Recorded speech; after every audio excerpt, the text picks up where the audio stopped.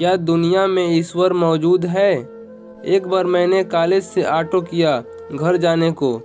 Auto वाले ने मुझे पदाप मार्केट में ही उतार दिया।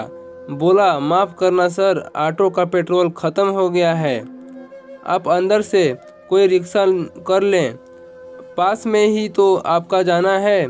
मैंने उसका किराया दिया और मार्केट के अंदर चला गया। मुझे ब्लॉक ए में जाना था, तब मैं वहीं रहता था। वहाँ से रिक्शा तो मिल ही जाता है, लेकिन 2:30 बजे रहे थे तो शायद खाने का टाइम होगा, इसलिए कोई भी रिक्शा नहीं मिला। मैंने सोचा पास में ही तो घर है, 20 मिनट में पैदल ही पहुंच जाऊंगा, तो मैं चल दिया पैदल। मार्केट के बीचों बीच से ही निकलने की सोची। बस उस वक्त लगभग सारी दुकानें बंद थी, जैसा कि दोपहर में होता है। मैंने मोड़ पार किया तो देखा समोसा वाली दुकान खुली हुई है और इस वक्त वहां लंच कर रहे हैं। बहुत सारे आसपास के फेरी और दुकान वाले हैं। वहां एक रिक्शा भी खड़ा था, जिसकी हालत बहुत ख़राब थी, पुराना सा दिख रहा था और सीट भी फटी हुई थी। मैं थका तो नहीं था ज़्यादा, लेकिन पता नहीं किस प्रेरणा से उस रिक्शे पर घर जाने के लिए सवार हो गया। इतने में एक बूढ़ा दुबला लंबा सा व्यक्ति मेरी तरफ आया। वो रिक्शे का मालिक था। आते ही उसने पूछा, कहाँ जाना है? मैंने बताया तो उसने कहा, क्या आप मुझे किराया पहले दे सकते हैं? मैं सुबह से भूखा हूँ। उसकी बात सुनकर मुझे बहुत दुख हुआ।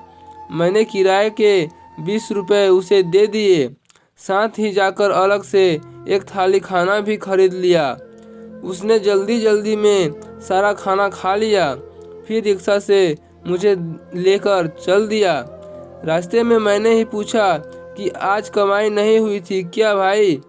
तो उसने कहा, मेरी रिक्शा की हालत देखकर कोई सवारी नहीं मिलती, इसे ठीक करना मेरे बस में नहीं। पैसे की तंगी है और अकेला मैं ही कमाने वाला। आज घर से जल्दी निकला क्योंकि रात में कुछ छाया नहीं था। पत्नी ने बोला था, देखना आज जरूर तुम्हें खाना और किराया मिलेगा, पर दिन भर कोई सवारी नहीं मिली। सब मेरे रिक्शे की हालत देखकर छोड़ देते।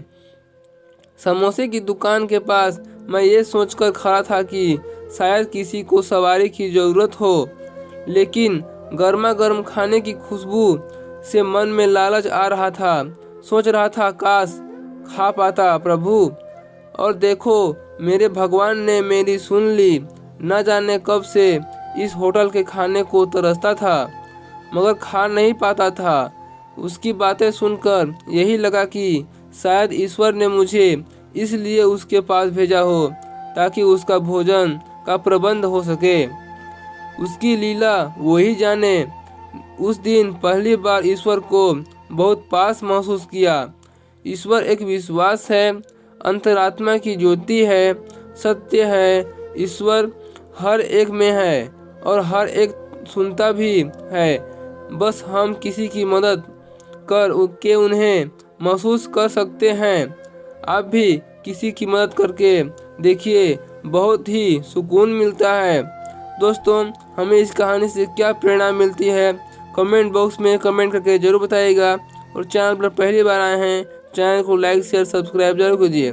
फिर मिलते हैं एक नए इंटरेस्टिंग स्टोरी के साथ।